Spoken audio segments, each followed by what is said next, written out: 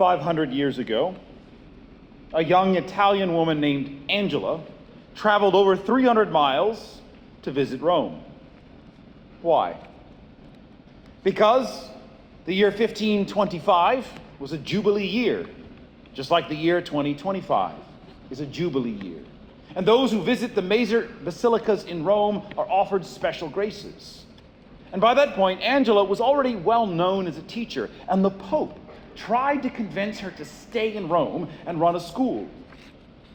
But she refused, preferring to return home to Brescia and continue to run the school there, teaching young girls. 10 years later, 12 women had joined her efforts, and they founded the Ursulines.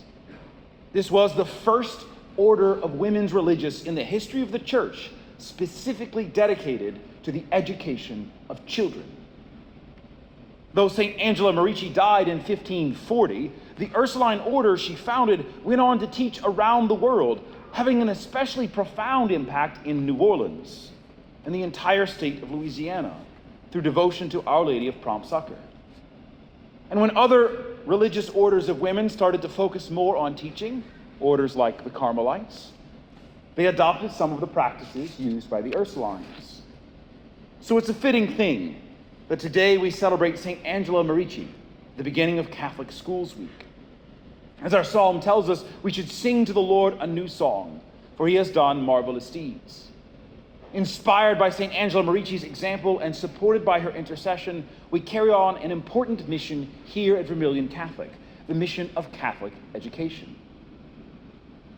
But what is that mission of education? To defeat the devil, or rather, to allow Jesus Christ to defeat the devil in us and for us. Satan is real, and he's really smart. He does not sleep, he does not give up, and we cannot outmaneuver him. The devil is the strong man that Jesus talks about in his parable today. And we need someone stronger to defeat the devil for us. Jesus is that someone. Jesus is the one who ties up the strong man, Satan, and then plunders his house. What does Jesus plunder from the devil's house?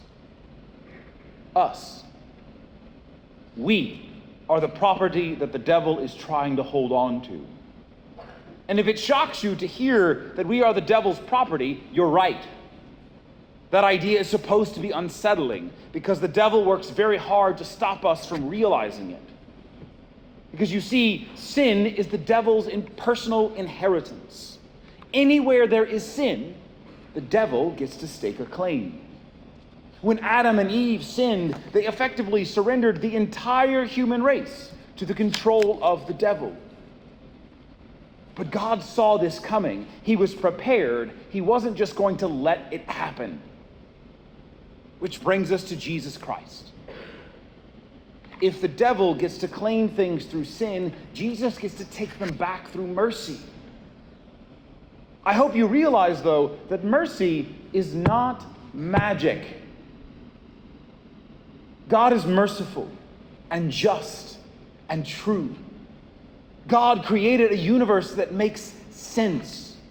He designed human beings to be like him, to have integrity, to be conformed to the truth. And that means that human beings and all of creation follow a design that makes sense. Cause and effect, choices and consequences, action and reaction. This is why God's mercy doesn't just magically bypass the effects of sin. If someone sins, there's a consequence. And one of those consequences is that the devil gets a hold of us.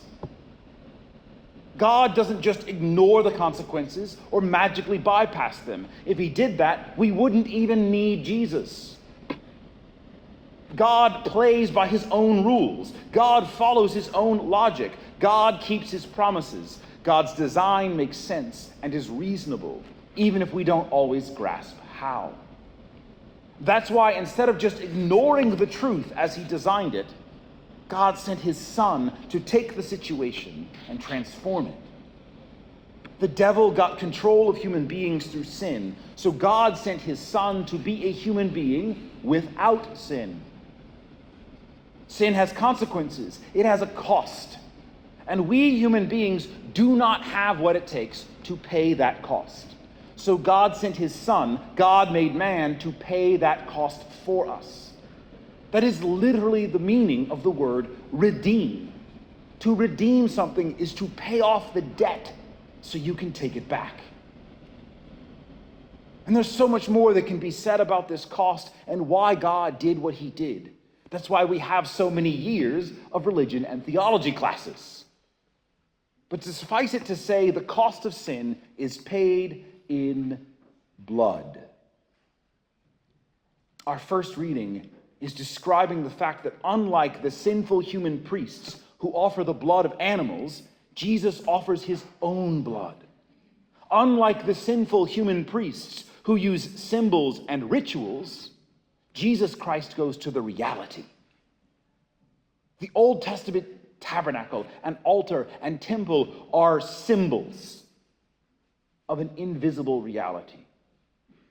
So Jesus doesn't use them. Instead, after he rises from the dead, he goes directly to the reality, to heaven itself.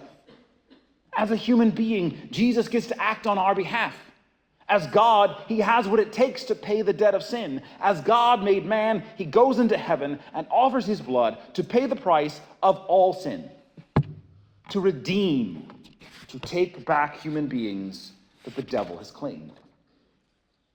And there's only one thing missing from what Jesus did: our acceptance. The fact is, we're still persons. We still have free will.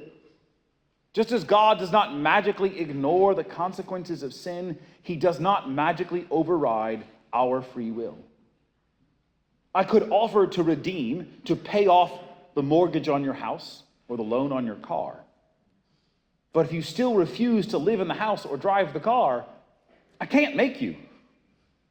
That's why even though all of the debt of sin, of all sin, has already been paid, we still so often find ourselves in the devil's control. If we do not accept redemption, or if we accept it and reject it again with new sins, the devil gets his claim. That's what makes a sin unforgivable, by the way, if we refuse to accept that forgiveness. And that's why we need Catholic education. Not to make Catholic lawyers and doctors and athletes and businessmen, as much as we love to have those. We need it to save souls. Everything I've described is pretty complicated, kind of like mortgages and car loans and taxes. And if there's no one to explain it, it's easy to get stuck in debt, stuck in sin, and completely unequipped to escape the devil's power. And as any educator knows, it's not as simple as telling someone one time. Human beings are not just computers that you can just input data. We are persons with bodies and souls, emotions and desires, habits and inclinations. To educate someone is to address the whole person. So our Catholic school aims not only to give you knowledge of what Jesus has done for you, but to equip you with the habits and virtues that make freedom possible. To train you in the sacramental way of life that overcomes sin, to integrate you into the community of faith that is the body of Christ. So thank you, St. Angela Merici, St. John the Evangelist, and all the great saints of education. Thank you, dear Carmelites. Thank you, teachers and parents and clergy and donors who make Catholic education possible here at Vermilion Catholic, a legacy of Mount Carmel. As for you, dear students, you've entered to learn Christ and his salvation. You will one day leave to serve him, we hope. I hope you know how much we love you, how much I love you. The devil is after you, but do not be afraid. We are here to protect you, to set you free from his power. More importantly, Jesus Christ is here, working in us, through us, and sometimes despite us, to set us all free. So long as we let him, so long as we remain united in Jesus Christ, this house will not fall.